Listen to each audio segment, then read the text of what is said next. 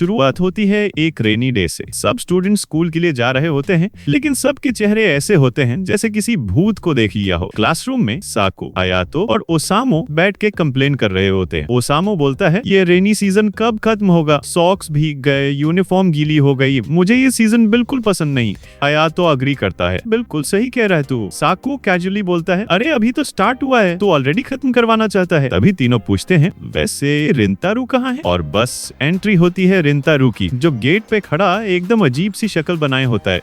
जब वो क्लास में आता है और सबको गुड मॉर्निंग बोलता है, उसका स्कैरी एक्सप्रेशन देख के तीनों के लिटरली होश उड़ जाते हैं। साकू पूछता है, अरे रिंतारू आज भी ब्लेजर पहना है? समर यूनिफॉर्म का टाइम है यार। रिंतारू ऑकवर्डली बोलता है, थोड़ा ठंड लग रही थी। उसी वक्त उसका बैग गिर जाता है और सारी बुक्स फ्लोर पे बिखर जाती हैं। तीनों दोस्तों का डर और बढ़ जाता है, भाई इसके साथ कुछ तो गड़बड़ है। ट्रूथ ये था कि रिंतारू अभी भी अपनी डेट वागोरी के बारे में सोच रहा होता है। बंदा लिटरली दिन रात उसी के ख्यालों में डूबा है। ओसामो कैजुअली बोलता है, रिंतारू एग्जाम्स आ रहे हैं, क्या हम तेरे घर पे आके स्टडी कर सकते हैं? वैसे भी हमने कभी तेरा घर देखा नहीं। और बस रिंतारू का दिल फास्ट धक धक मोड में, अरे मैंने तो कभी इन्हें अपने घर या फैमिली के बारे में बताया ही नहीं, क्या करूं? पर साकू तुरंत बोलता है, अगर प्रॉब्लम है तो हम मेरे घर आ जाएंगे, डोंट वरी। रिंतारू जल्दी से हैंडल करता है, नहीं कोई प्रॉब्लम नहीं है, आ जाओ तुम सब मेरे घर इस सैटरडे। और भाई दोस्तों का रिएक्शन एकदम हैप्पी शॉक। फाइनली सैटरडे आता है। तीनों दोस्तों का पहला शॉक, रिंतारू की फैमिली एक केक शॉप रन करती है। सब लिटरली अमेज्ड, भाई इतनी वैरायटीज का केक तो हमने लाइफ में नहीं देखा, और तू कभी बताता क्यों नहीं? ये तो एकदम कूल है।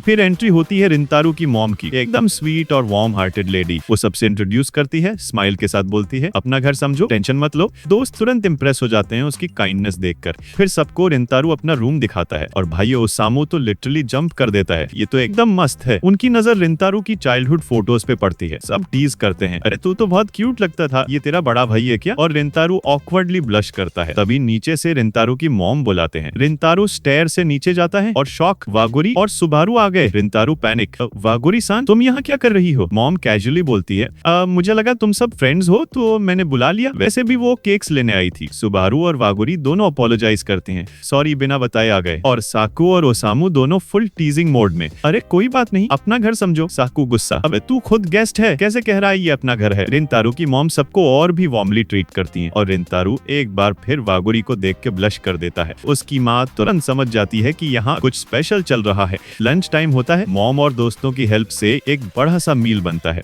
वागोरी फुल नर्वस रिपीटेडली सुबारू से पूछती है, मैं अच्छी लग रही हूँ ना? मेरा हेयर स्टाइल ठीक है ना? कपड़े ओके है ना? सुबारू स्माइल, रिलैक्स, तुम हमेशा क्यूट लगती हो। और सच में वागोरी इस एपिसोड में ओवर द टॉप अडोरेबल लग रही होती है। लंच शुरू होता है और सब खाना एंजॉय करते हैं। रिंतारू की मॉम बोलती है, खुल के खाओ, मैं नीचे जा रही हूँ। खाते खाते ओसामो कैजुअली पूछ लेता है, रिंतारू एक बात बताओ, चाइल्डहुड फोटोज में तुम्हारे बाल ब्लैक थे, पियर्सिंग नहीं थी, तुमने ये ब्लॉन्ड हेयर और पियर्सिंग कब और क्यों कराई? वागोरी भी इंटरेस्ट ले लेती है, हाँ मुझे भी जानना है। रिंतारू ब्लश करता है, फिर ऑनेस्टली बोलता है, बचपन में मेरे दोस्त नहीं थे, मैं उन सीनियर्स को एडमायर करता था जिनके ब्लॉन्ड हेयर और पियर्सिंग थी, मुझे लगा अगर मैंने भी कराया तो शायद मैं खुश हो जाऊंगा। सब हंस देते हैं, अगर ये तो क्यूट रीजन है। पर रिंतारू कंटिन्यू करता है, एक और रीजन था, जब मैं छोटा था एक रेस्टोरेंट गया था फैमिली के साथ, वहाँ एक केक खाया जो सबसे अलग था, मुझे लगा ये कौन बनाता होगा। जब मैंने देखा तो पतला बंदा था ब्लॉन्ड हेयर और पियर्सिंग के साथ, वो इतना खुश लग रहा था, मुझे लगा मैं भी ऐसा बन सकता हूँ। उसकी माँ सीक्रेटली सुन रही होती है और पास्ट याद करती है। फ्लैशबैक में दिखाता है कैसे माँ ने पहले खुद पियर्सिंग कराई ताकि रिंतारू डरे नहीं और कॉन्फिडेंट फील करे, और उन्होंने तब सोचा था चाहे वो हमें कभी अप्रिशिएट ना करे, मुझे सिर्फ ये चाहिए कि मेरा बेटा खुश रहे। प्रेजेंट में सबको और केक सर्व होते हैं। ओसामू लिटरली पागल,